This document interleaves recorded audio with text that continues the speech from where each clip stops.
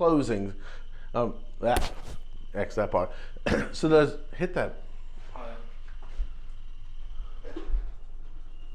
You need to be an inch taller. Here, just sit there and hold.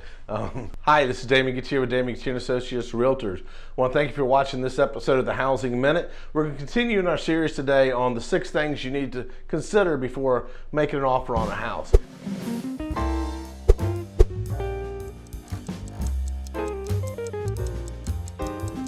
Today, what we're going to talk about is what other monies do I need besides closing costs?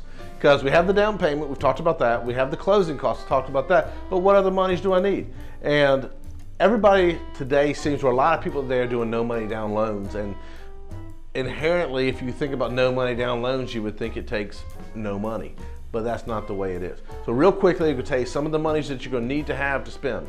First, you're going to have your earnest money deposit. When you make an offer on a house, you have to have earnest money deposit. Something put down saying that you're serious about buying the house and that you want to buy the house, so it's called earnest money deposit. And usually it's anywhere from $500 to $10,000, $20,000, just depends. In addition to that, if you're going to do a home inspection, which we always suggest a home inspection is going to cost you between $350 and $500, depending on the size of the house and what inspections you get done with it. Depending on the locality you're in, you might have to pay a deposit for your utilities when you move in. So you need to make sure that you have the deposit for any utilities before you move in. And depending on the lender you use, Joe Balsley that we use, he doesn't charge, but a lot of people will charge for the appraisal up front.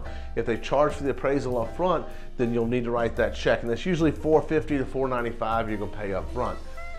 I highly suggest that before you go writing an offer on a house, sit down with the real estate agent, sit down with the lender, and find out what fees you're going to be responsible for. You just want to make sure that you have a conversation with whoever's representing you to make sure there are no surprises throughout the process. And if you sit down for 20, 30 minutes, have a conversation with someone, there usually won't be any surprises.